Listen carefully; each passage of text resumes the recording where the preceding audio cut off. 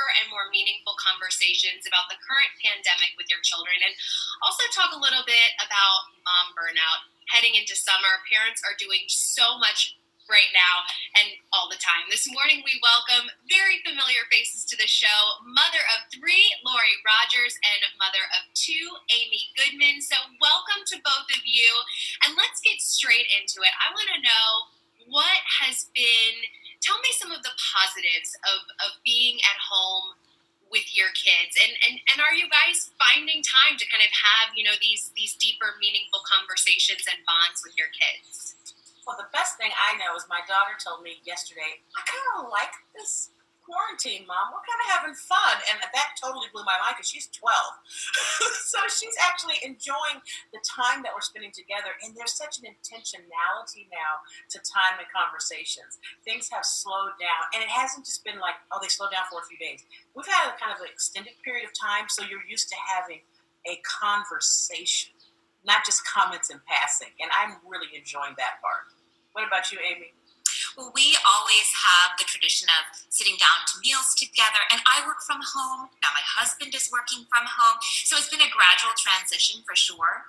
I think the conversations have been really candid about politics, about the current state of the country with the virus, and keeping those conversations really, really open. So whereas we might talk about politics fleetingly over dinner, now it's something that we might talk about throughout the day. We might update numbers, and tying it into their education as well. My son is studying like graphs and charts. It's a great time to integrate what's happening in the real world with their current real world. Yeah, and I'm finding that too. We can take the things that are happening in the political climate and bring them to how it impacts what's happening, how something could have been different, what may or may not have changed anything, but also helping them learn to have a bigger view than just Democrat, Republican, understanding the world in a bigger way and seeing how all these things come together. And this is really showing the global economy, not just economy, but just the global nature of the world.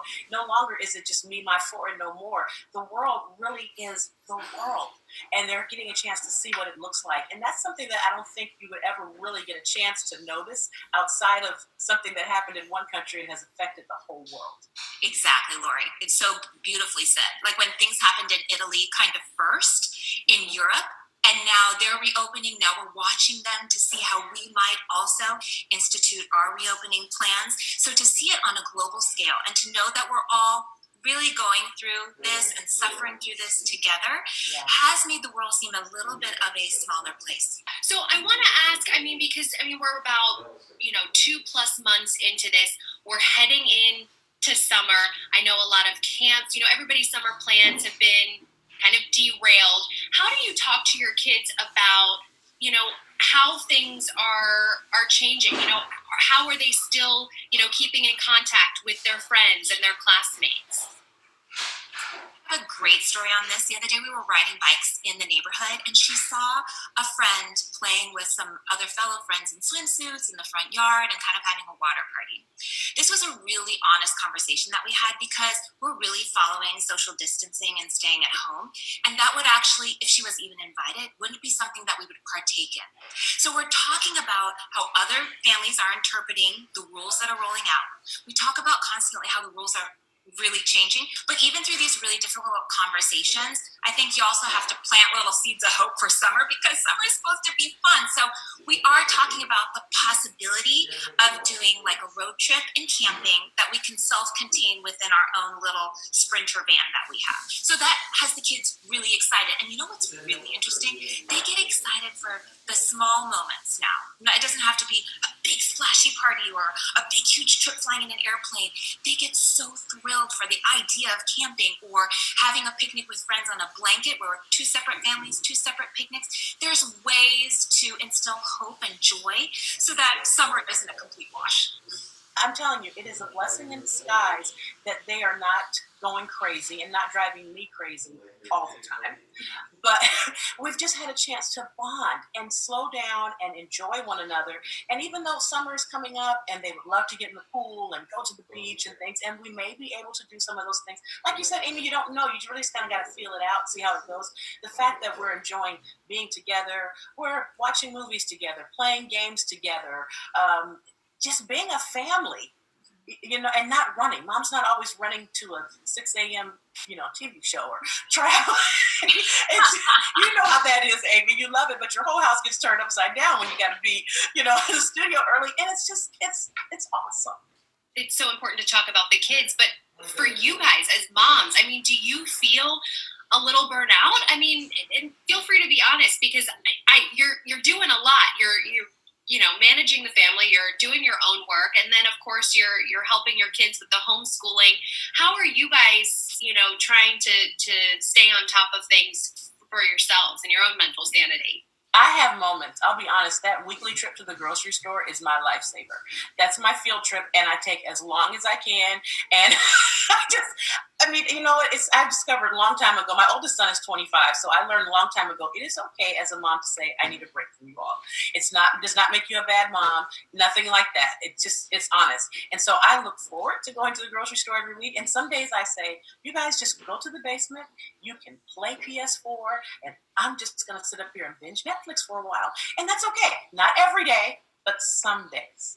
And that helps with the burnout. And we also make the weekends different. So every day we keep a real schedule because you've got to keep it on. Otherwise, it just gets to be depressing and it all flows together. But Saturday's pajama day here. So Saturdays are different. You don't have to get up and rush. You can literally keep your pajamas on all day and put on fresh pajamas at night to go to bed. That makes it different, and it keeps you from being burned out because it's not the same. Get up at 7, get ready, get breakfast. So just little things like that help me keep my sanity, and of course the online shopping. I have to say I too have definitely great days. And then I have a really bummer day where I feel like I'm not a good mom, I'm not a good wife, I'm barely holding myself together. What kind of example am I? But then there's always the next day, right? And I really, even within the home, we've carved out spaces for ourselves. So there's great nooks and crannies for reading. There's a zillion different places you can study. And when they see me go into meditation, I try to meditate now twice a day. And I mean, I've done it when movies are going on, so I can do it in a loud environment. But when I'm doing it, they know that for just 20 minutes, this is mommy time to zen out. And I'm much kinder, gentler, softer, sweeter afterwards, right? So they know when I need my little time, and I'm very vocal about it. So I think that helps also. For example, I'll say, mommy's frustration level over this situation is about a 6. So if you want me to get really angry, you can keep pressing me, or we can find a way to back it down and be calm together. So I'm always announcing my emotional state. Super happy right now. I'm great. I'm at about an 8. I need you to do your reading. We need to get it done 20 minutes. And if you want me to go beyond 8, you'll continue to press that. If you want me to scale back, we know what we need to do to get there. I'm going to steal that, Amy. I love that.